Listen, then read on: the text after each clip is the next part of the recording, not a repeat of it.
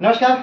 तो आज फिर से हम बंगाल को लेकर आप सबके सामने उपस्थित हुए हैं और आज हम बंगाल में जिस टॉपिक को पढ़ने जा रहे हैं, आज बंगाल का चौथा वीडियो है, यानी बंगाल भाग 4। और आज बंगाल में जिस व्यक्ति का हम अध्ययन करेंगे वो हैं नवाब सरफराज खान। नवाब सरफराज खान बंगाल के या स्वतंत्र बंगाल के तीसरे नवाब थे और नवाब सरफराज खान जो हैं वो सुजाउद्दीन के पुत्र थे। लेकिन नवाब सरफराज खान ने मात्र लगभग 1 वर्ष के लगभग ही शासन किया, यानी बंगाल पर शासन कर पाए। उसके बाद नवाब सरफराज खान की हत्या करके अलीवर्दी खान बंगाल का नवाब बन जाता है और नवाब सरफराज खान के मरते ही बंगाल से नासरी वंश समाप्त हो जाता है। नासरी वंश की का प्रारंभ, जैसा कि आप जानते हैं, मुर्शीद कुली खान ने किया था। ठीक, और मुर्शीद कुली खान ने ही एक स्वतंत्र बंगाल की स्थापना की थी। तो इनके बारे में, यानी नवाब सरफराज खान के बारे में हम पढ़ें उससे पहले हम इससे पहले के जो वीडियो हमने अपलोड किए, यानी कि मुर्शीद कुली खान से, उनको एक बार हम लिंक करके देख लेते हैं। तो चलिए शुरू करते हैं हम मुर्शीद कुली खान से। मुर्शीद कुली खान का जन्म दक्कन में हुआ था। कुछ विद्वान मानते हैं कि मुर्शीद कुली खान का जन्म जो है वो उड़ीसा में हुआ था।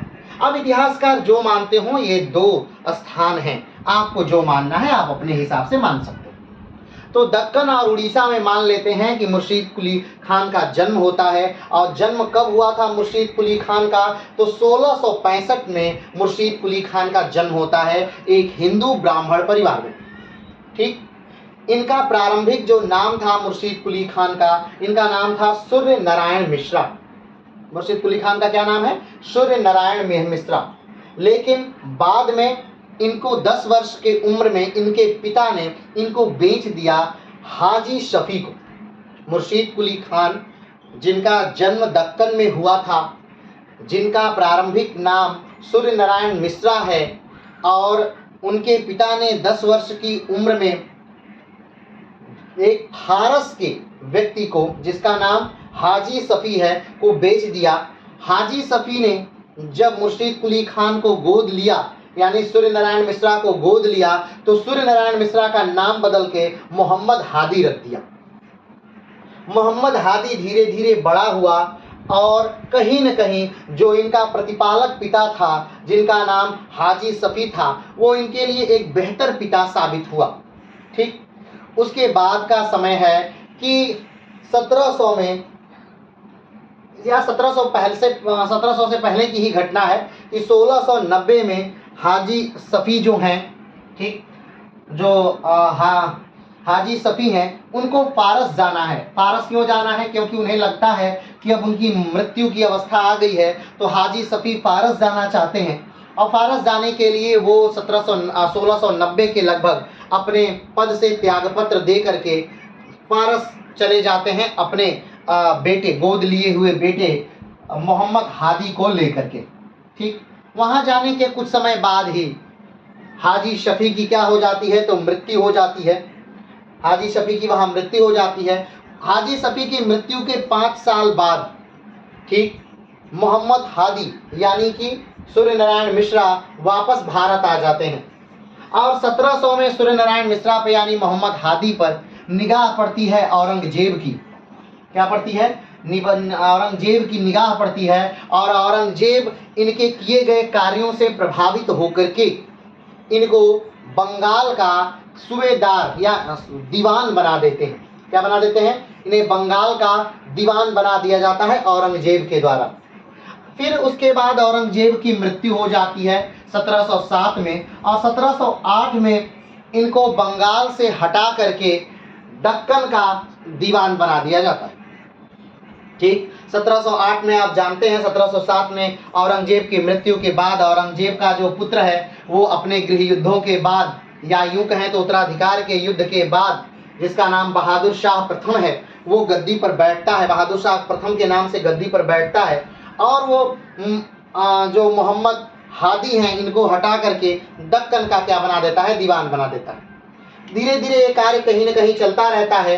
फिर एक समय आता है जब 1717 में बंगाल का इन्हें फिर से, यानी मोहम्मद हादी को बंगाल का फिर से क्या बना दिया जाता है, तो गवर्नर बना दिया जाता है 1717 में, या सूबेदार बना दिया जाता है फर्रुखियर द्वारा। यह 1717 की घटना है। अब जब फिर से ये फर्रुखियर के द्वारा बंगाल में नियुक्त होते हैं और फिर धीरे धीरे कहीं न कहीं ये अपनी शक्ति को सजोने लगते हैं, क्योंकि ये वो समय है, ये वो दौर है जब भारत में, यानी जब मुगलिया सल्तनत में विघटन शुरू हो रहा है, मुगलिया सल्तनत कमज़ोर हो रही है, औरंगजेब की मृत्यु हो गई है, और औरंगजेब की मृत्यु के बाद जो राज्य हैं वो कमज़ोर हो रहा है और धीरे धीरे लोग स्वतंत्र होते जा रहे हैं। जब 1707 में औरंगजेब की मृत्यु होती है, तो अब आप देखेंगे कि 200 वर्षों में 1526 से मुगलिया सल्तनत बनना प्रारंभ हुई, ठीक। और 1526 से बनते बनते बीच में 1540 से लेकर के 1556 तक जो था, कहीं न कहीं इसमें सूर्यवंश भी चला, शेरशाह सूरी वाला सूर्यवंश भी इसमें चला। उसका शेरशाह सूरी का पुत्र इस्लाम शाह भी इसमें राजा बन गया, वो भी राज्य किया, उसके कई रिश्तेदारों ने भी राज्य किया, तो सूर्यवंश भी चला 1540 से लेकर के 1556 के बीच। 1556 में पुनः हुमायूं जब भारत में आ जाता है, यानी 200 साल लगे मुगलिया सल्तनत को बनने में, और मात्र कुछ सालों में, यानी मात्र 40 साल में मुगलिया सल्तनत ढह गई। 1707 में औरंगजेब की मृत्यु होती है, और सोचिए 1739 तक ही, 1739 आते आते बहुत सारे भारतीय राज्य अलग हो गए। मराठाओं ने अपना अलग वर्चस्व बना लिया, बंगाल ने अपना अलग वर्चस्व बना लिया, हैदराबाद ने अपना अलग वर्चस्व बना लिया, अवध ने अपना अलग वर्चस्व बना लिया, यानी बहुत सारे भारतीय राज्य क्या हो गए, तो अलग हो गए। कारण बस ये था कि उत्तराधिकार का युद्ध, कोई भी एक बड़ा राजा बहुत समय तक राज्य नहीं कर पाया।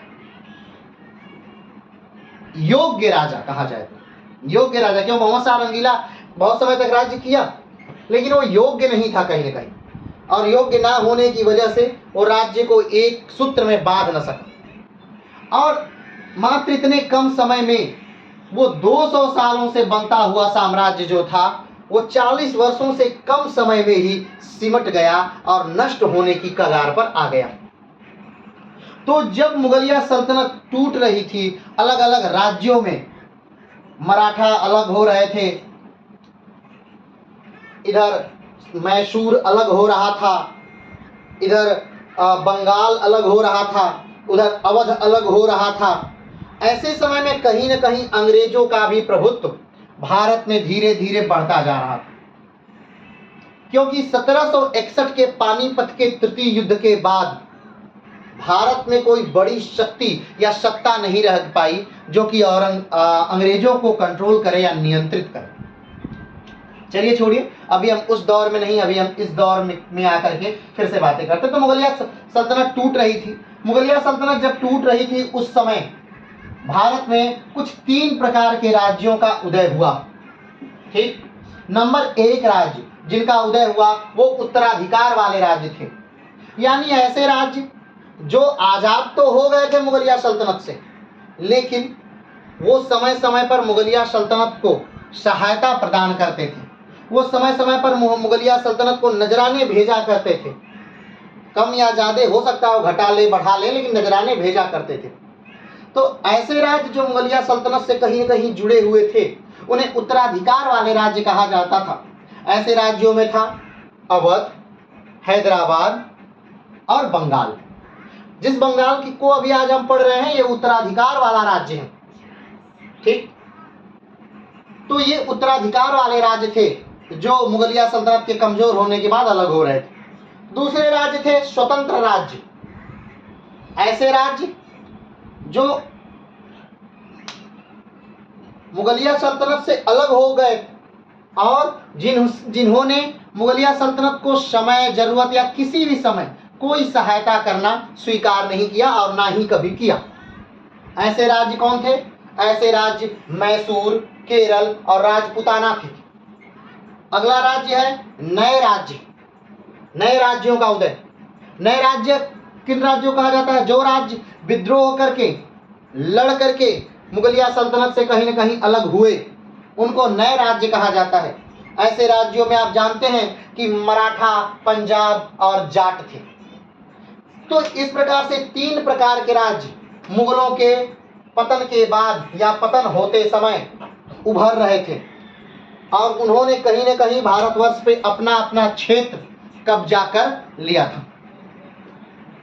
क्लियर है?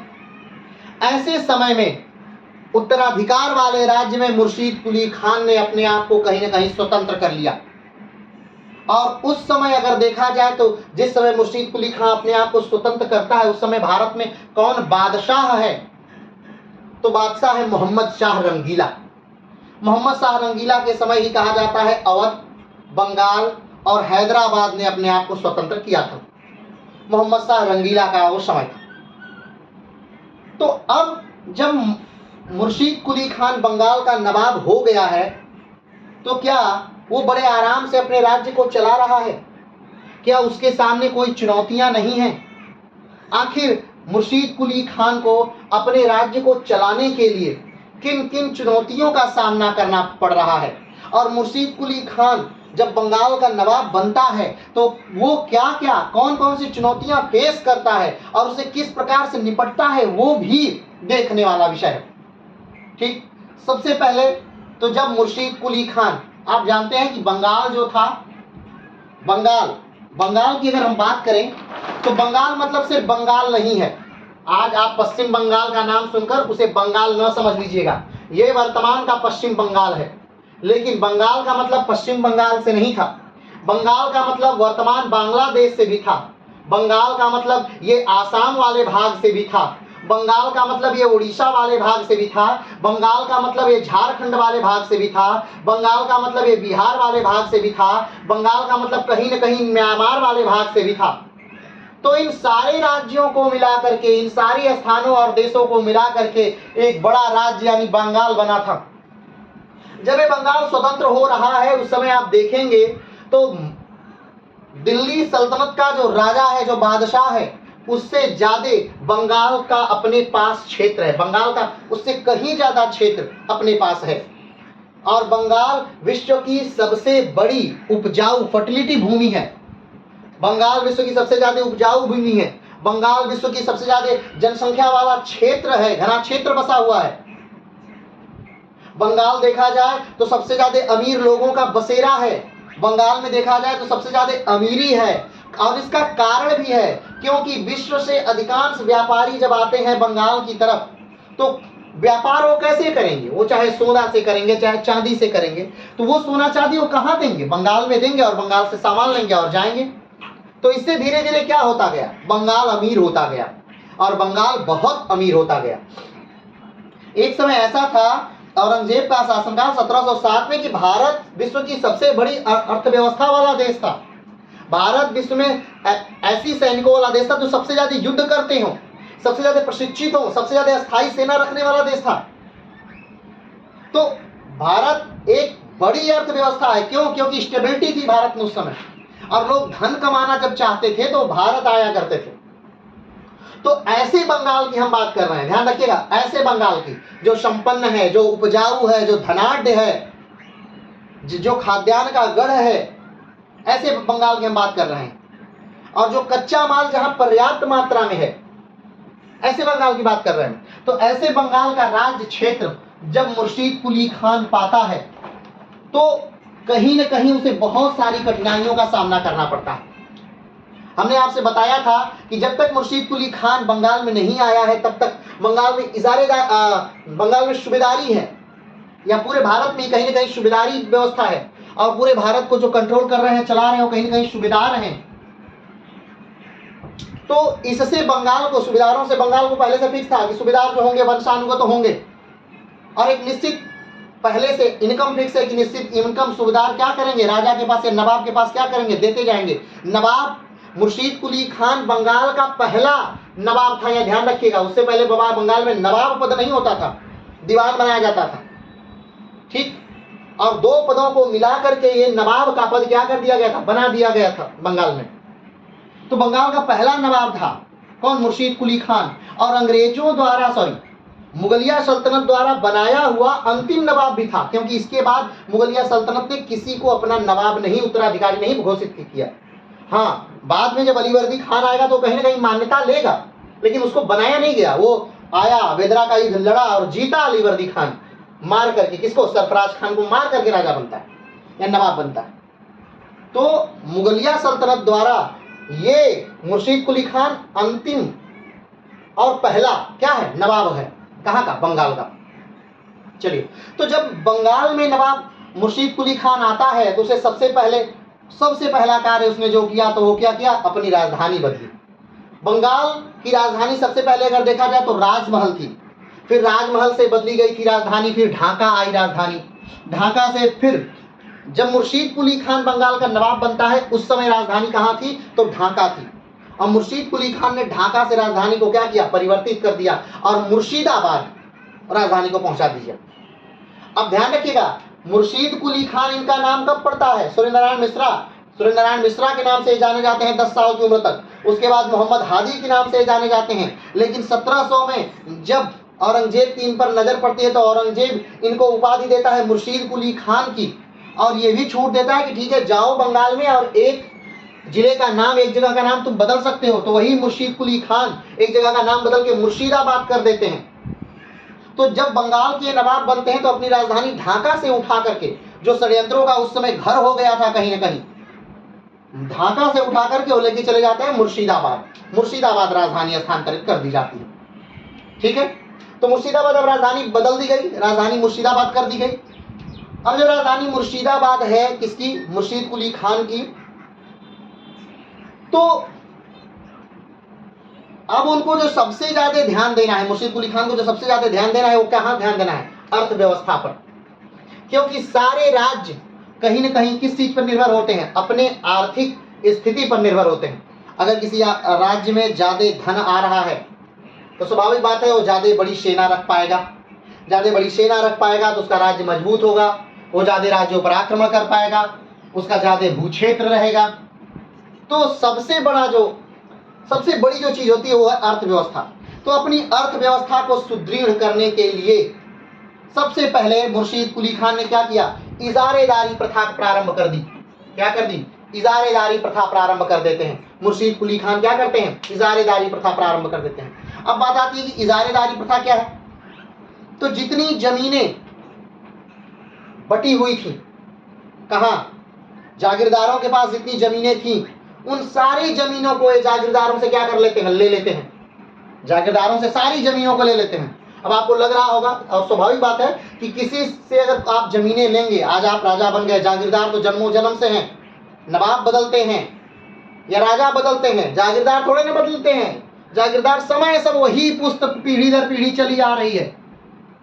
तो जब आप जागीरदारों से उनकी जागीरें ले लेंगे, यानी उनकी जमीनें ले लेंगे, तो जागीरदारों ने क्या किया, विद्रोह कर दिया। किसके खिलाफ, मुर्शीद कुली खान के खिलाफ। लेकिन मुर्शीद कुली खान को ये बात पहले से ही पता थी कि जागीरदार विद्रोह करेंगे। विद्रोही जागीरदारों का कमेंट बॉक्स में नाम बताइएगा। तो उन्होंने पहले से तैयारी करके रखी थी कि जब हम जागीरदारों से उनकी जागीरें जमीनें वापस लेंगे तो विद्रोह करेंगे, और जब विद्रोह करेंगे तो उसको दबाने के लिए कुछ सैनिक होना चाहिए। तो जब उन्होंने विद्रोह किया तो उनके विद्रोहों को क्या कर दिया गया, तत्कालिक प्रभाव से दबा दिया गया। तो पहला कार्य मुर्शीद कुली खान ने किया कि सारे जागीरदारों से जमीनें ले ली। अब उन जमीनों को लेकर के उसे नीलाम किया। क्या किया, नीलामी की उस जमीनों पे। और जिस व्यक्ति ने कहा, सबसे ज्यादा बोली लगाई कि हम इस जमीन पर इतना ज्यादा अन्न देंगे या धन देंगे, उस व्यक्ति को वो जमीनें दे दी गई। क्लियर है, याद करिएगा और बताइएगा कमेंट बॉक्स में कि ये जमीनें सारी किसको दी गई थी, मुर्शीद कुली खान द्वारा।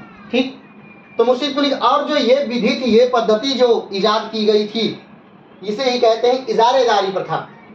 यानी जमीनें वापस लेकर के जागीरदारों से और उसे नीलाम करके ऐसे व्यक्ति को देना जो ज्यादा से ज्यादा उससे लाभ दे सके राज्य को, इसे इजारेदारी प्रथा कहा गया।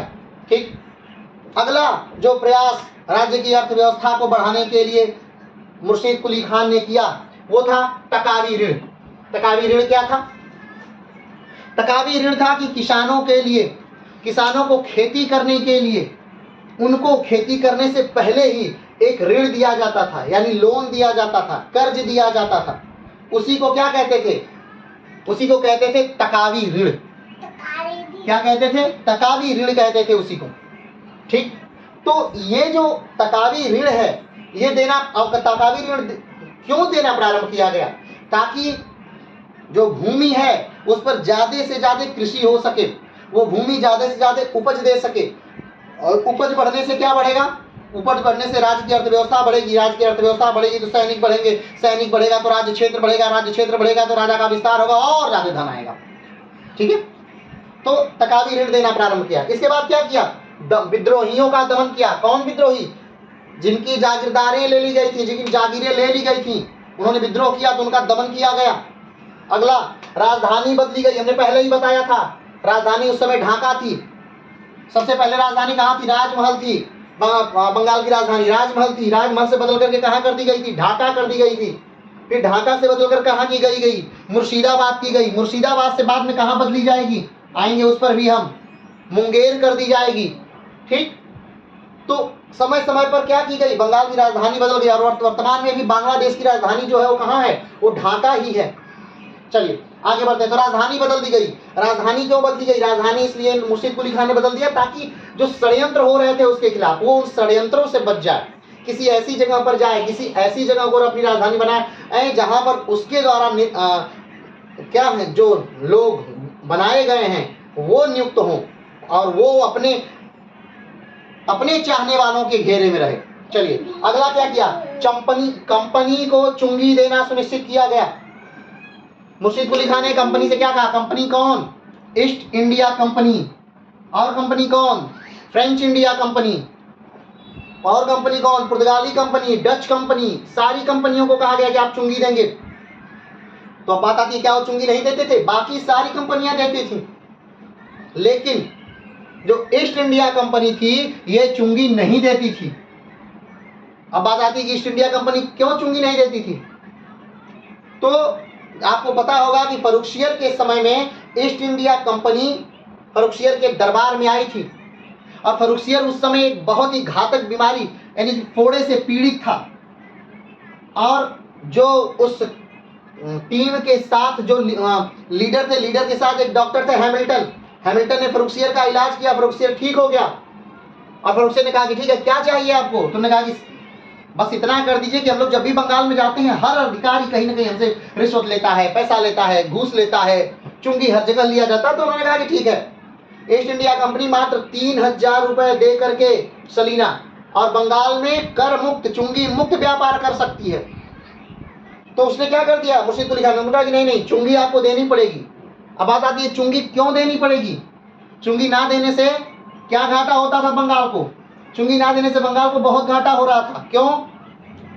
क्योंकि अब मान लीजिए मैं एक व्यापारी हूं, या फिर इसे इस प्रकार समझिए, ये एक व्यापारी है, ये एक व्यापारी है।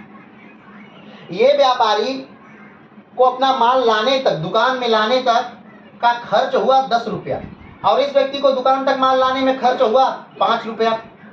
तो स्वाभाविक बात है, ये दुकानदार जो है ये अपने माल को 15 रुपए में बेचेगा, और ये दुकानदार कितने में बेचेगा? ये दुकानदार 10 में बेचेगा। तो इसका जो कंपटीशन है इन लोगों से वो खत्म हो गया। अब इस दुकानदार का लोग सामान क्यों खरीदेंगे? नहीं खरीदेंगे। तो ईस्ट इंडिया कंपनी का जो कंपटीशन था वही समाप्त हो गया था। लोग उसे कंपटीशन ही नहीं दे पा रहे थे, चाहे भारतीय व्यापारी हो और चाहे विदेशी व्यापारी हो, कोई उसे कंपटीशन नहीं दे पा रहा था। और दूसरी बात कि वो दस्तक जारी कर रहे थे। दस्तक यानी आदेश, एक कागज पर एक आदेश जारी कर दिया जाता था कि ठीक है, ये कंपनी का माल है और इसे पास कर दिया जाए। और दस्तक के नाम पर अंग्रेजी व्यापारी जो थे, ध्यान रखिएगा, ये अभी तक बात ब्रिटेन के संसद की यहाँ नहीं हो रही है। यहाँ पर गवर्न ब्रिटेन देश नहीं कर रहा है, यानी United state of the great Britain Bharat पे राज्य नहीं कर रहा है अभी, या वो नहीं आया, नहीं, बस मात्र वहां उस देश की एक कंपनी आई है, और कंपनी में कर्मचारी हैं। तो कर्मचारी अपना फायदा देखेंगे, और कर्मचारी वही देख रहे थे। वो अपना व्यापार भी उसी दस्तक के माध्यम से कर रहे थे, यानी वो उनको नहीं देना पड़ रहा था, चुंगी नहीं देना पड़ रहा था अपने निजी व्यापार पर भी। जबकि निजी व्यापार के लिए तो फर्रुखसियर ने छूट दी ही नहीं थी, लेकिन अपना निजी व्यापार भी कर रहे थे बड़े आराम से। ठीक, दूसरा घाटा ये था। तीसरा घाटा ये था कि जो भारतीय व्यापारी थे, जो और व्यापारी थे, वो भी ईस्ट इंडिया कंपनी के पास चले जाते। वो कहते थे कि भाई हमारे लिए भी दस्तक जारी कर दो, कुछ पैसा हमसे भी ले लो। तो चुंगी में मान लीजिए उस व्यापारी को देना होता 15 रुपए या 20 रुपए देना होता, लेकिन ऐसे वो कितना देता, ऐसे वो 5 रुपया दे देता या 10 रुपया दे देता, और उसके लिए ब्रिटेन अधिकारी दस्तक जारी कर देते। तो अब इससे क्या हो रहा है, इससे ये भी हो रहा था कि बंगाल में आमदनी जीरो हो रही थी और ब्रिटेन जो ईस्ट इंडिया कंपनी है उसके पास आमदनी ज्यादा हो रही थी। तो इन सारी चीजों को देखते हुए मुर्शीद कुली खान ने कहा कि नहीं, क्या करना होगा, चुंगी तो आपको देना पड़ेगा। तो चुंगी को फिर से उसने क्या कर दिया, लगा दिया। आगे बढ़ते हैं।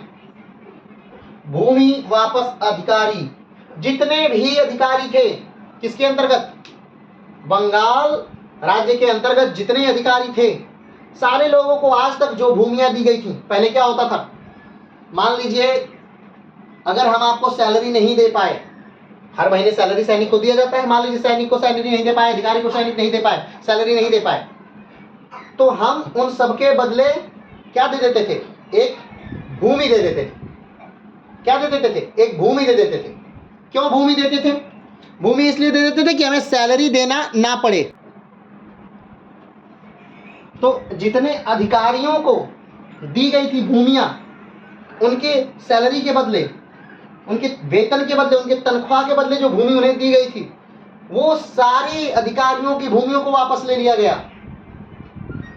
ठीक है, उन सारी भूमियों क्या ले लिया, वापस ले लिया गया, और उन भूमियों को खालसा भूमि घोषित कर दिया गया। खालसा भूमि का तब क्या अधिकारी विद्रोह की नहीं, अधिकारी विद्रोह क्यों करेंगे, उन्हें कुछ सैलरी दे दी गई, उसके बदले उनकी जितनी सैलरी थी उस सैलरी दे दी गई। तो अब खालसा भूमि क्या है, खालसा भूमि वो भूमि जिस पर राज्य का सीधा नियंत्रण होता है। जैसे कुछ भूमि ऐसी है कि जागीरदारों की भूमि है, साल में एक निश्चित वहां से कलेक्शन करके लगान लेकर के और सरकारी खजाने में एक निश्चित आमदनी आ रही है, वो फिक्स है। लेकिन खालसा भूमि यानी वहां पर जितनी खेती होगी पूरा का पूरा धन राजकोष में आएगा, राजा के कोष में आएगा, नवाब के कोष में आएगा, बंगाल के कोष में आएगा, पूरा का पूरा धन। ऐसी भूमि को खालसा भूमि कहते हैं। तो जितनी ज्यादा खालसा भूमि होगी उतना ज्यादा उत्पादन होगा और उतना ज्यादा राज्य का इनकम बढ़ेगा। तो ये सारी चीजें जो मुर्शीद कुली खान कर रहा था वो कहीं ना कहीं बंगाल के इनकम को बढ़ाने के लिए, अर्थव्यवस्था को मजबूत करने के लिए मात्र ये सारे कार्य थे। ठीक, तो ये जो भूमि था, अधिकारियों को जितनी भूमि दी गई थी वो सबकी सब भूमि वापस ले ली गई, उन्हें खालसा भूमि बदल दिया गया। अगला, मुर्शीद कुली खान ने लगभग जो विधा थी जागीरदारी पद्धति वही समाप्त कर दी और उसके स्थान पर इजारेदारी प्रथा का प्रारंभ कर दिया। और यही इजारेदारी प्रथा बाद में जमींदारी प्रथा का रूप कहीं ना कहीं ले लेगी। तो ये सारे कार्य जो थे वो किसके थे, वो मुर्शीद कुली खान के थे। मुर्शीद कुली खान कहीं ना कहीं एक योग्य व्यक्ति था।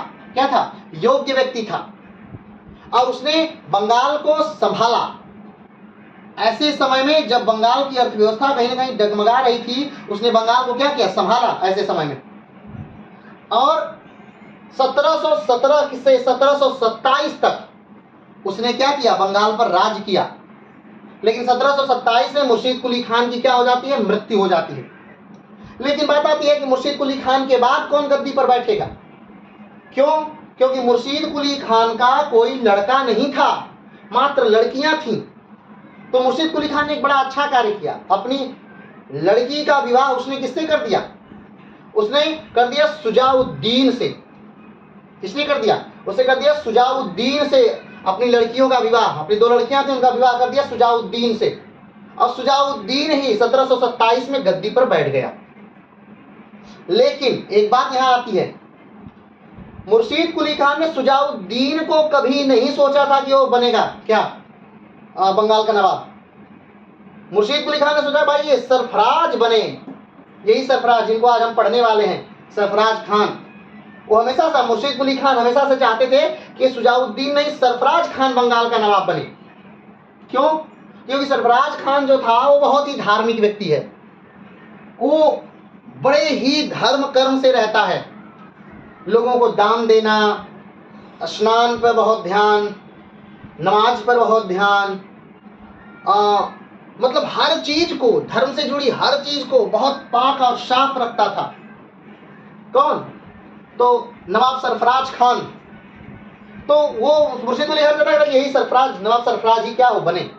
अब सरफराज खान कौन है? शुजाउद्दीन का पुत्र है। और शुजाउद्दीन कौन है? मुर्शिद कुली खान का दामाद। तो जब मुर्शिद कुली खान मरता है तो कुछ समय के लिए सरफराज खान नवाब बन जाते हैं, लेकिन शुजाउद्दीन अपनी सेना लेकर के आक्रमण कर देता है। तो बाद में मुर्शिद कुली खान की जो विधवा है वो आकर के बीच बचाव करती हैं और कहती हैं भाई साहब क्यों लड़ रहे हैं पिता पुत्र आपस में, लड़ने की जरूरत नहीं है। और सरफराज को रोक देती हैं कि सरफराज तुम इतने धार्मिक हो तो अपने पिता के लिए गद्दी छोड़ो। और सरफराज वैसा करते भी हैं, अपने पिता के लिए गद्दी छोड़ देते हैं। तो शुजाउद्दीन का शासनकाल लंबा चलता है। लंबा क्या चलता है? बहुत ज्यादा नहीं, 1727 से लेकर 1739 तक ये क्या करते हैं? नवाब रहते हैं। और अपने नवाबी के समय इन्होंने जो महत्वपूर्ण कार्य किया वो किया था कि अलीवर्दी खान को बिहार का इन्होंने दीवान नियुक्त किया था, अलीवर्दी खान को। ठीक। तो शुजाउद्दीन 1727 से लेकर 1739 तक शासन करते हैं। कहां पर शासन करते हैं? बंगाल में शासन करते हैं। ठीक। और ठीक ठाक ही शासन इनका चलता है। अब शुजाउद्दीन के बाद से शुजाउद्दीन की मृत्यु होती है और शुजाउद्दीन की मृत्यु के बाद अब शुजाउद्दीन कहीं ना कहीं पसंद नहीं करता था सरफराज को, लेकिन मरते समय अंतिम में शुजाउद्दीन ने सरफराज को ही क्या कर दिया? उत्तराधिकारी बना दिया। सरफराज को गद्दी मिली, लेकिन सरफराज कभी भी अपने प्रशासनिक मामलों में को नहीं देखता खुद से, उसके बाकी कर्मचारी उसके प्रशासनिक मामलों को देखते। वो किस चीज में लिप्त रहता? तो अपने धर्म कर्म के चीजों में ही लिप्त रहता। वो धर्म से जुड़ी सारी प्रक्रियाओं को करता रहता। वो कहता कि नहीं भाई ये सब चीजें मेरे समझ में नहीं आती हैं, ये प्रशासन हमसे नहीं होगा। और वो हमेशा अपने धर्म कर्म की चीजों में लिप्त रहता। कौन? ये सरफराज खान की बात हो रही है। किसका पुत्र है सरफराज खान? शुजाउद्दीन का पुत्र है सरफराज खान। तो 1739 में सरफराज खान क्या बनते हैं? नवाब बनते हैं। और 1740 में ही एक युद्ध होता है जिसका को गिरिया का युद्ध कहते हैं। ध्यान रखिएगा, गिरिया के दो युद्ध होंगे, एक अभी हो रहा है युद्ध, एक बाद में होगा। तो दोनों को एक साथ हम मिलाएंगे नहीं, अभी उसको एकदम नहीं बताएंगे, बस ध्यान रखिएगा कि गिरिया का युद्ध दो युद्ध है। और ये युद्ध कहीं ना कहीं बंगाल की स्थिति को क्या करने वाला है? बदलने वाला है। क्यों? क्योंकि गिरिया के युद्ध के बाद सरफराज खान की हत्या कर दी जाती है। सरफराज खान की क्या कर दी जाती है? गिरिया के युद्ध के बाद हत्या कर दी जाती है। और सरफराज खान के मरते ही बंगाल से नासिरी वंश का क्या हो जाता है? समापन हो जाता है, सफाया हो जाता है। और नासिरी वंश की स्थापना किसने की थी? तो मुर्शीद कुली खान ने नासिरी वंश की स्थापना की थी। क्लियर है? तो सरफराज खान की हत्या गिरिया के युद्ध में हो जाती है। और गिरिया का युद्ध कब होता है? 26 अप्रैल 1740 को ये गिरिया का युद्ध होता है। सरफराज खान की हत्या करके गद्दी पर कौन बैठता है? तो अलीवर्दी खान। ठीक। जिसे कुछ लोग बंगाल का संस्थापक भी मानते हैं, या कुछ लोग कहते हैं कि ये वास्तविक संस्थापक है बंगाल का। कौन? मुर्शीद कुली खान, सॉरी अलीवर्दी खान। अलीवर्दी खान कब राजा बनता है या कब नवाब बनता है? तो 1740 में अलीवर्दी खान नवाब बनता है और 1756 तक ये नवाब रहता है। और याद रखिएगा 1756 तक अलीवर्दी खान नवाब है और मात्र इसके मरते ही बंगाल पर पूरी तरह अंग्रेजों का नियंत्रण हो जाता है। यानी 1757 में थोड़ा नियंत्रण और 1764 में बक्सर का युद्ध पूरा नियंत्रण, 1757 प्लासी का युद्ध थोड़ा नियंत्रण और 1764 बक्सर का युद्ध पूर्ण नियंत्रण। ठीक। तो अलीवर्दी खान एक योग्य व्यक्ति है। इसे कहीं न कहीं 3-4 तरफ से अपने आप को सुरक्षा चाहिए। ये विदेशी कंपनियों से भी अपनी सुरक्षा करता है। ये इसके खुद के राज्य में जो षड्यंत्रकारी हैं उनसे भी अपनी सुरक्षा करता है। ये मराठों से भी स्वयं की सुरक्षा करता है। तो एक बेहतरीन ये प्रशासक के तौर पे रहता है। अलीवर्दी खान एक बेहतरीन प्रशासक है। लेकिन चलिए, अलीवर्दी खान को हम कल के वीडियो से प्रारंभ करेंगे। अलीवर्दी खान को आज हमें किसको पढ़ना है? सरफराज खान को आज हमें पढ़ना है। लेकिन सरफराज खान को पढ़ने से पहले हमें कुछ चीजों को आज यहाँ पर समझ लेना है, कुछ स्थानों को हमें जान लेना है बंगाल के, जो बार बार कहीं ना कहीं इस पूरे बंगाल की वीडियो में आएंगे। तो पहली बात ये जान लीजिए कि जो बंगाल है, ठीक, बंगाल मतलब मैंने पहले ही बता दिया कि बंगाल मतलब उड़ीसा, बिहार, झारखंड, आसाम, बांग्लादेश, म्यांमार का बहुत सारा भाग, तो ये सारी चीजें मिला करके क्या था, बंगाल था। और बंगाल में एक नदी आती है, ठीक है। आइए मैप के माध्यम से पहले देख लेते हैं।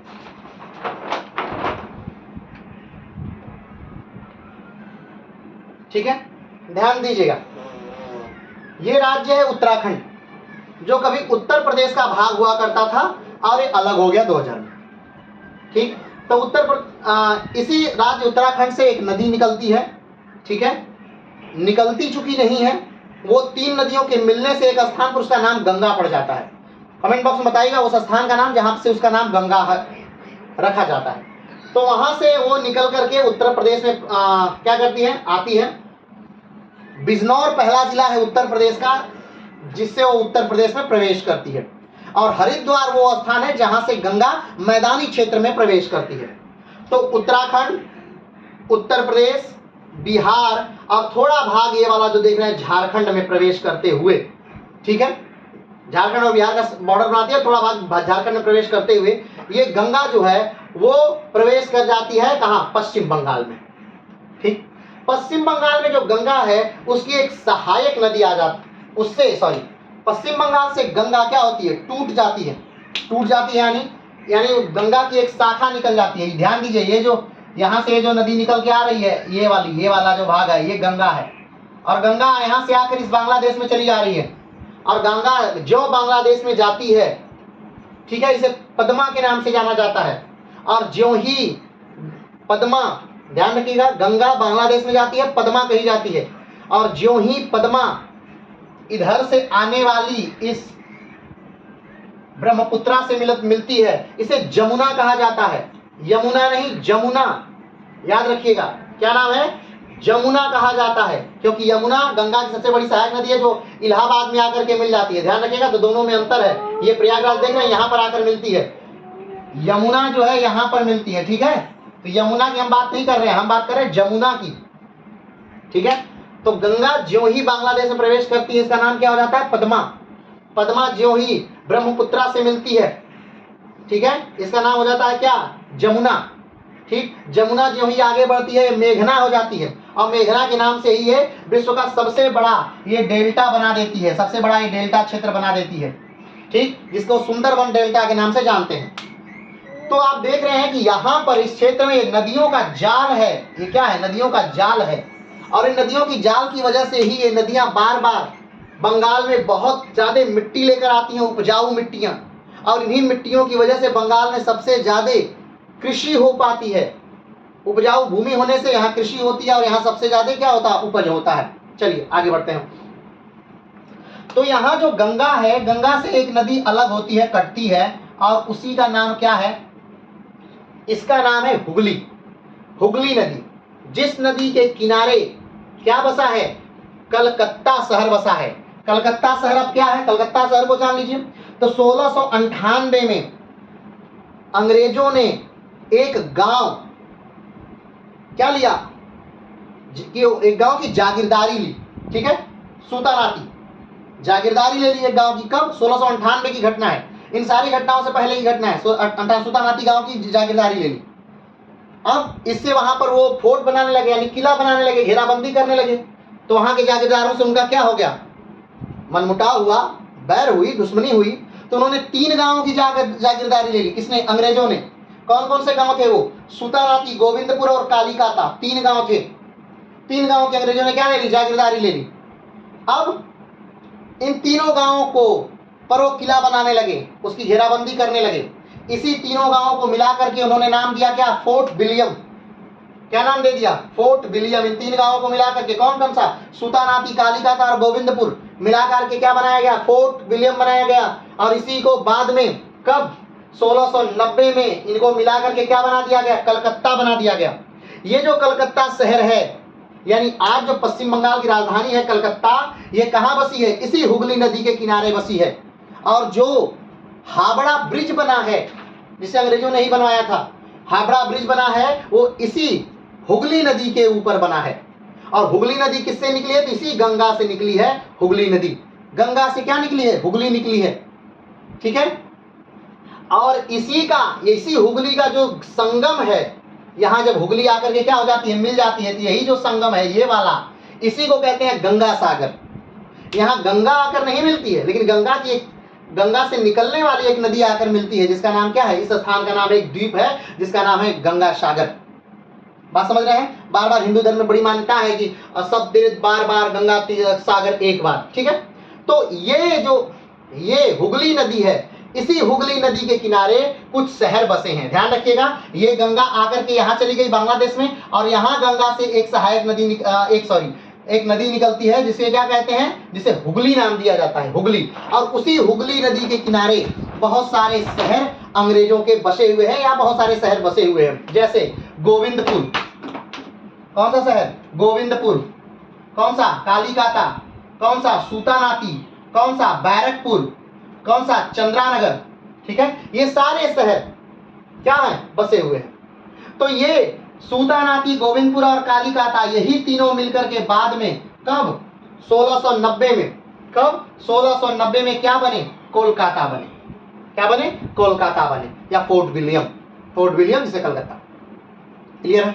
चलिए आगे बढ़ते हैं। तो अब हम किसके बारे में चल रहे हैं? हम आज पढ़ने जा रहे हैं किसके बारे में? नवाब सरफराज खान। ठीक।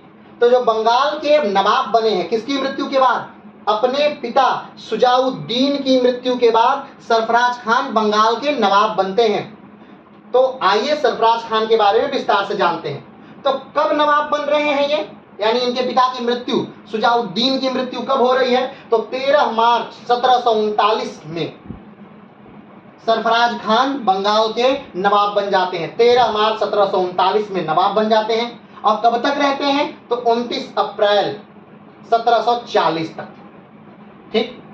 कब तक? 29 अप्रैल 1740 तक सरफराज खान बंगाल के नवाब बने रहते हैं। अगला बात, राज्याभिषेक कब, यानी कब बनाया गया इनको?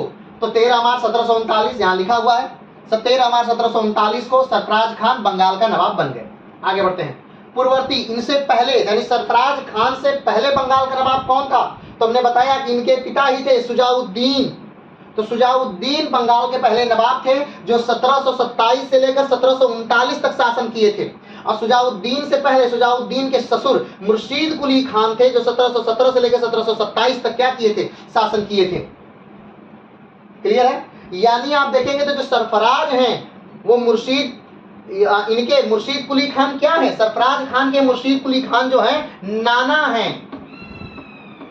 सरफराज खान के मुर्शीद कुली खान क्या है? नाना हैं। तो नाना ने क्या किया? इन्हीं को गद्दी दे दी थी।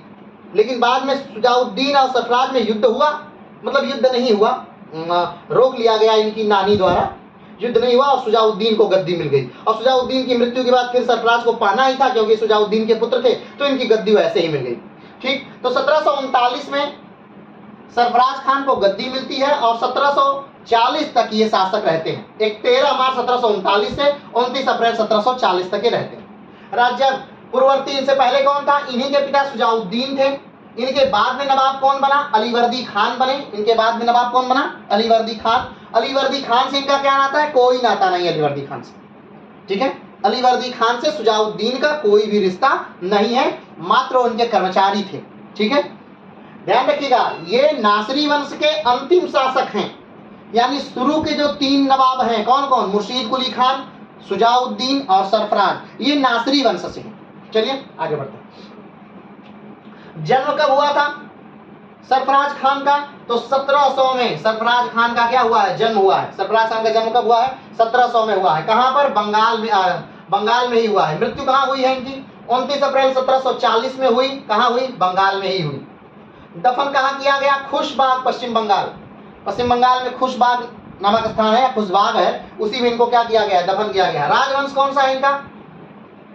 सरफराज खान का राजवंश कौन सा है? तो नासरी वंश। हमने बताया था कि नासरी वंश के संस्थापक कौन है? मुर्शीद कुली खान। और नासरी वंश के आखिरी शासक कौन है? तो नवाब सरफराज खान नासरी वंश के आखिरी शासक हैं। आगे बढ़ते हैं। पिता कौन है इनके? सुजाउद्दीन इनके पिता हैं। माँ इनकी कौन है? तो जीनत उन निशा बेगम इनकी क्या है? माँ है। क्लियर है? चलिए, ये इनके बारे में संक्षिप्त परिचय हुआ। किसके बारे में? नवाब सरफराज खान के बारे में। ठीक, नवाब सरफराज खान किसके बाद राजा बनते हैं या नवाब बनते हैं? तो सुजाउद्दीन के बाद ये नवाब बनते हैं। सुजाउद्दीन किसके बाद नवाब बनते हैं? तो मुर्शीद कुली खान के बाद नवाब बनते हैं। और मुर्शीद कुली खान और सुजाउद्दीन में क्या रिश्ता है? तो मुर्शीद कुली खान के दामाद है सुजाउद्दीन, और सुजाउद्दीन का पुत्र है सरफराज खान। और ये तीनों शुरुआत के जो ये तीनों नवाब हैं, ये तीनों नासिरी वंश से हैं। ठीक है, नासिरी वंश के संस्थापक मुर्शीद कुली खान और नासिरी वंश के अंतिम शासक सरफराज खान। ठीक है, चलिए आगे बढ़ते हैं। पहला पॉइंट है कि सरफराज खान सुजाउद्दीन का पुत्र था। क्या है पहला पॉइंट? कि सरफराज खान सुजाउद्दीन का, तो सरफराज खान जो है, सरफराज खान सुजाउद्दीन का क्या है? पुत्र है। हमने पहले ही बात की कि सरफराज खान कौन है? सुजाउद्दीन के पुत्र हैं। तो सरफराज खान सुजाउद्दीन के क्या है? पुत्र था। और सरफराज खान ने अलीवर्दी के भाई महफूज खां को अपना मुख्य सलाहकार बनाया। यही इनकी सबसे बड़ी क्या थी? गलती थी। इनका बनते ही, मतलब कि ज्यों ये बंगाल के नवाब बने, उसके बाद से ही बंगाल में एक षड्यंत्र शुरू हो गया। कारण ये था कि सरफराज कभी भी अपने प्रशासनिक कार्यों में बहुत रुचि नहीं लेते थे। प्रशासनिक कार्यों में रुचि न लेने का मतलब कि आप राज्य से कटे से हैं, राज्य की चीज़ों से कटे से हैं, और आपके जो आपसे जुड़े लोग जो हैं वो कहीं ना कहीं राज्य चला रहे हैं। तो जब तक आपसे जुड़े अच्छे लोगों के हाथों में नियंत्रण था, तब तक तो बंगाल अच्छा था। लेकिन जैसे ही इन्होंने एक गलत डिसीजन लिया, नवाब सरफराज खान ने क्या लिया? गलत डिसीजन लिया। इन्होंने क्या किया कि अलीवर्दी के भाई महफूज खां को अपना मुख्य सलाहकार बना लिया। अब जब मुख्य सलाहकार ही क्या है? कहीं न कहीं दूसरे से मिला हुआ है।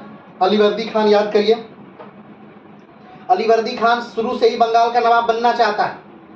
उसकी महत्वाकांक्षाएं बहुत बड़ी हैं अलीवर्दी खान की।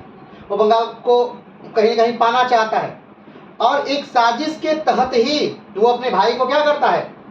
सरफराज खान का मुख्य सलाहकार बनाता है, और अपने भाई के माध्यम से ही अलीवर्दी खान ने क्या किया? सरफराज खान को अपने रास्ते से हटा दिया। अगर ये युद्ध, जैसे कि ये गिरिया का जो युद्ध था, अगर ये युद्ध भी अगर एकदम बेईमानी से नहीं होता, यानी कि आलमचंद ने सरफराज को धोखा नहीं दिया होता, तो गिरिया के युद्ध में भी क्या होता? ऐसा नहीं था कि नवाब सरफराज खान की सेना बहुत कमजोर थी और हार जाती, नहीं, ऐसा कुछ नहीं होता। लेकिन नवाब सरफराज खान के जो सहयोगी थे, जो लोग थे, जो अपने ही लोग थे, वो क्या थे? धोखेबाज थे। और वो अलीवर्दी खान से क्या हुए थे? पहले से मिले हुए थे। अब सोचिए, अलीवर्दी खान का अपना भाई नवाब सरफराज खान का क्या है? मुख्य सलाहकार है, और ये एक रणनीति के तहत बनवाया गया है, तो स्वाभाविक बात है उसे धोखा तो मिलना ही था। चलिए आगे बढ़ते हैं। तो अब यहाँ पर इतिहास देखिएगा, फिर दोहराएगा। आप देखिए, यहाँ पर दुनिया भर के षड्यंत्र करके अलीवर्दी खान यहाँ नवाब बन रहे हैं, और मात्र एक शासन करने के बाद जब ये मरते हैं, तो इनका जो दामाद आएगा, या इनकी जो बच्चियों का लड़का आएगा, यानी इनके जो वंशज आएंगे, शासन करेंगे, उनकी दुर्गति होनी है। बंगाल दुर्गति होनी है। तो इतिहास हमेशा अपने आप को दोहराता रहता है। चलिए आगे बढ़ते हैं। तो सरफराज खान सुजाउद्दीन का पुत्र था। ध्यान रखिएगा, सरफराज खान किसका पुत्र है? सुजाउद्दीन का पुत्र है, और सुजाउद्दीन दामाद है किसका? मुर्शीद कुली खान का। ठीक है, पुत्र था। सरफराज खान ने अलीवर्दी के भाई, अलीवर्दी कौन है? जो सरफराज को मार करके अलीवर्दी खान बंगाल का सूबेदार, अरे नवाब बनेगा, वही अलीवर्दी खान है। तो अलीवर्दी खान के भाई महफूज खान को अपना क्या बनाया? मुख्य सलाहकार बनाया। अब आप सोच रहे होंगे कि इन्होंने अपने से बनाया? नहीं, एक साजिश के तहत इन्हें बनवाया गया है।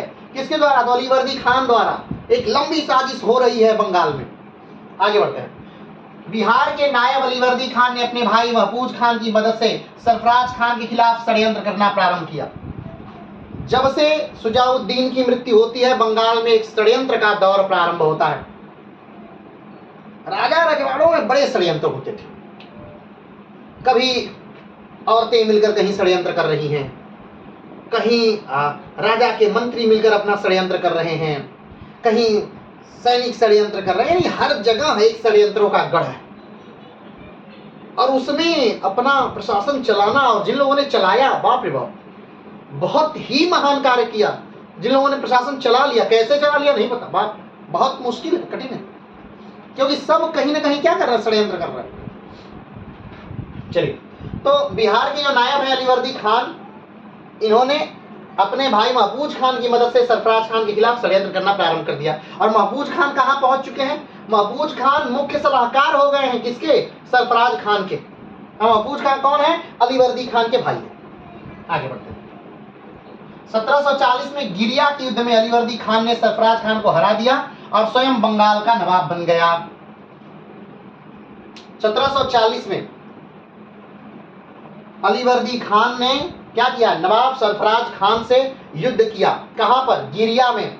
कहां है? पश्चिम बंगाल में एक स्थान गिरिया, वहां पर क्या होता है? युद्ध होता है दोनों में, सरफराज खान और अलीवर्दी खान में।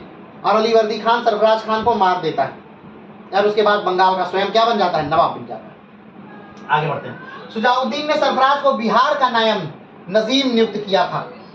सरफराज ने, सुजाउद्दीन ने सरफराज को, अब देखिए सरफराज के बारे में बात करते हैं, तो हमने आपको बताया था कि सरफराज जो हैं मुर्शीद कुली खान के बाद ही बंगाल का नवाब बन गए थे कुछ समय के लिए। लेकिन सुजाउद्दीन बड़ी सेना लेकर आक्रमण करता है, तो मुर्शीद कुली खान की जो पत्नी है वो कहती है नहीं, बाप बेटे आपस में नहीं लड़ो, और सरफराज से कहते हैं कि आप गद्दी छोड़ दीजिए अपने पिता सुजाउद्दीन के लिए। और सरफराज गद्दी छोड़ देते हैं अपने पिता सुजाउद्दीन के लिए, उनके पिता सुजाउद्दीन नवाब बन जाते हैं। तो जब वो नवाब बनते हैं तो सुजाउद्दीन ने सरफराज को बिहार का नायब नाजिम नियुक्त कर दिया। किसको? सरफराज को बिहार का नायब नाजिम नियुक्त कर दिया। किसने? सुजाउद्दीन ने। आगे बढ़ते हैं। मुर्शीद कुली खान ने अपनी मृत्यु के समय सुजाउद्दीन को बंगाल का नवाब बना दिया था, किंतु जब सरफराज के पिता इस खबर को सुनते हैं तो वे विशाल सेना लेकर बंगाल की राजधानी मुर्शिदाबाद पहुंचे। परिवार में संघर्ष से बचने के लिए नवाब की विधवा बेगम ने सुजाउद्दीन के पक्ष में सरफराज खान को गद्दी छोड़ने के लिए कहा और सरफराज खान मान गया। क्लियर है? ये बातें बता चुके हैं हम। आगे बढ़ते हैं। 1739 को सुजाउद्दीन की मृत्यु के बाद सरफराज खान फिर से अलाउद्दीन हैदर जंग की उपाधि के साथ बंगाल का नवाब बनता है। सुजाउद्दीन कब बंगाल का नवाब बन रहा है? तो ध्यान दीजिए, 13 मार्च 1739 को सुजाउद्दीन की मृत्यु के बाद सरफराज क्या बन रहा है? बंगाल का नवाब बन रहा है। सरफराज कब सरफराज बंगाल का नवाब बन रहा है? 13 मार्च 1739 को सरफराज बंगाल का नवाब बन रहा है। अब बात आती है कि किस उपाधि को लेकर बंगाल का नवाब बन रहा है? तो अलाउद्दीन हैदर जंग की उपाधि के साथ बंगाल का नवाब बनता है। कौन? नवाब सरफराज खान। कब बनता है? 13 मार्च 1739 में बनता है। अगला बात, सुजाउद्दीन एक अत्यंत धार्मिक, धर्मपरायण और उदार शासक था। उसने प्रशासन का काम अपने नाजिमों और नायब नाजिमों को सौंप दिया था। सुजाउद्दीन क्या है? एक अत्यंत धार्मिक व्यक्ति। हमने कहा ना कि उसको अपने प्रशासन से नहीं मतलब है, राजकीय प्रशासन से उसे नहीं मतलब, बस उसे अपने धर्म कर्म से मतलब है। वो अपने धर्म की चीजें सारी कर रहा है। वो नमाज रख रहा है, नमाज लोग 1 महीने रखते हैं, नमाज वो 3 महीने, अरे सॉरी, रोजा लोग 1 महीने रखते हैं, रोजा ये 3 महीने रखता है। दिन भर में 5 बार नमाज उसकी अनिवार्य है, वो पढ़ता है, और बहुत ही कायदे से सारे चीजों को फॉलो कर रहा है इस्लाम की। ठीक है, तो बहुत ही धार्मिक व्यक्ति है। लेकिन अब जब इतना धर्म में वो लिप्त है तो अपना प्रशासन उसने क्या कर दिया? अपने दूसरे लोगों को दे दिया, भाई तो आप तुम लोग संभालो, हम थोड़ा सा दूसरे चीज में मसरूफ हैं। आगे बढ़ते हैं। क्या तो छोड़ दिया है, धार्मिक मामले उनकी प्राथमिकता थे। उनके सलाहकार सैयद गालिब अली खान थे। अब देखिए यहां पर ध्यान दीजिए, उनके सलाहकार कौन है? सैयद गालिब अली खान।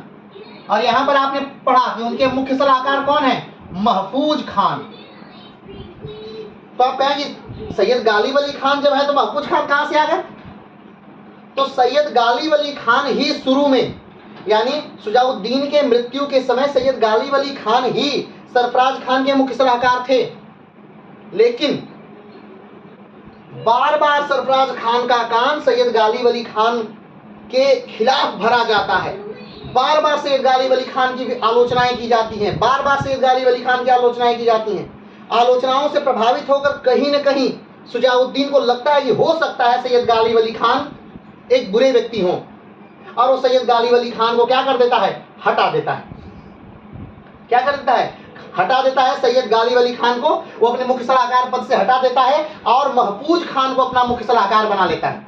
लेकिन ये जो सारी चीजें की जाती हैं, यानी सैयद गालिब अली खान का हटाया जाना और महफूज खान का आगमन मुख्य सलाहकार के पद पे, ये सब एक सोची समझी साजिश का नतीजा था, ताकि बंगाल को कमजोर किया जा सके, बंगाल के आंतरिक मामलों में अली वर्दी खान अपने व्यक्ति को रख सके, और कहीं न कहीं बंगाल का नवाब अली वर्दी खान खुद बनना चाहता था, और कहीं न कहीं इसके भाई के आ जाने की वजह से, महफूज खान के आ जाने की वजह से अली वर्दी खान का यह सपना पूरा भी हो गया कि वो बंगाल का नवाब बन गया।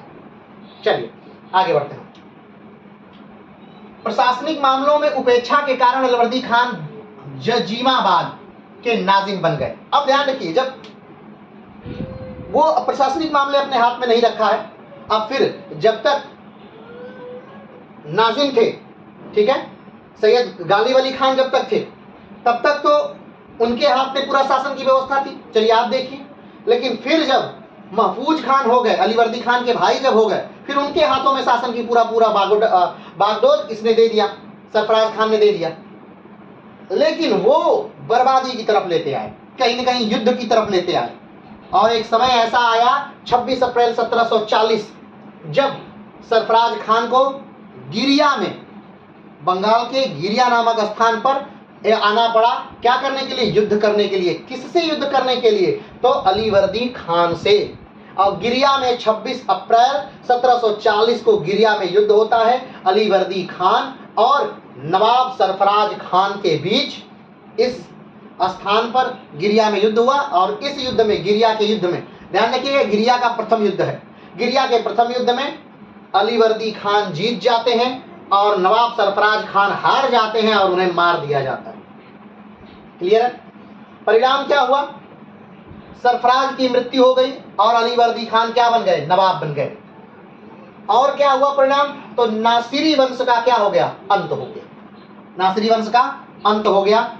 और अगर देखा जाए तो इसमें धोखा किसने दिया था नवाब सरफराज खान को युद्ध में, तो आलम चंद ने सरफराज खान को क्या किया था, धोखा दिया था। आलम चंद ने सरफराज खान को धोखा दिया था। तो यहां पर समाप्त होते हैं नवाब सरफराज खान, जिन्होंने 1739 से लेकर 1740 तक बंगाल को क्या किया, चलाया, यानी बंगाल के नवाब रहे। तो अब तक आपने बंगाल के कितने नवाबों को देख लिया, अब तक आपने बंगाल के 3 नवाबों को देख लिया जो नासिरी वंश से संबंधित थे। बंगाल का पहला नवाब मुर्शीद कुली खान, जिसने स्वतंत्र बंगाल की स्थापना की 1717 से 1727 तक। बंगाल के दूसरे नवाब जो मुर्शीद कुली खान का क्या था, दामाद था, शुजाउद्दीन 1727 से 1739 तक। और उसके बाद बंगाल का तीसरा नवाब सरफराज खान, जो कि शुजाउद्दीन का पुत्र था, 1739 से 1740 तक। और ये तीनों शुरू के जो नवाब हैं ये नासिरी वंश से हैं। नासिरी वंश का संस्थापक मुर्शीद कुली खान और नासिरी वंश का अंतिम शासक सरफराज खान। ठीक, अब सरफराज खान को मार करके 1740 में अली वर्दी खान बंगाल का क्या बनेगा, तो बंगाल का नवाब बनेगा। और अली वर्दी खान के यहां से ही, अली वर्दी खान एक योग्य व्यक्ति है, इसमें कोई दो राय नहीं है। अली वर्दी खान कहीं न कहीं बंगाल को और ऊंचाइयों पर ले जाएगा, इसमें भी कोई शक नहीं है। लेकिन अली वर्दी खान के मरने के बाद फिर से बंगाल में एक वैक्यूम आ जाएगा, यानी एक फिर से खाली स्थान आ जाएगा, क्योंकि फिर उसे कोई भरने वाला नहीं है। और फिर से बंगाल एक साजिशों का गढ़ बन जाएगा और अंग्रेज अपना प्रभाव, अपना वर्चस्व कहीं न कहीं बंगाल में जमाना शुरू करेंगे। और फिर से प्लासी और बक्सर का युद्ध होगा और बंगाल पूरी तरह से अंग्रेजों के कब्जे में आ जाएगा। तो चलिए अभी तक यही तक 1740 तक ही हम रखते हैं। कल के वीडियो में हम शुरू करेंगे अली वर्दी खान, और अली वर्दी खान के समय से, अली वर्दी खान ज्यों ही मरेंगे त्यों अंग्रेजों का प्रभाव बंगाल में प्रारंभ होगा। तो आज के लिए इतना है, फिर मिलेंगे एक नए वीडियो के साथ। तब तक के लिए नमस्कार, धन्यवाद, जय हिंद।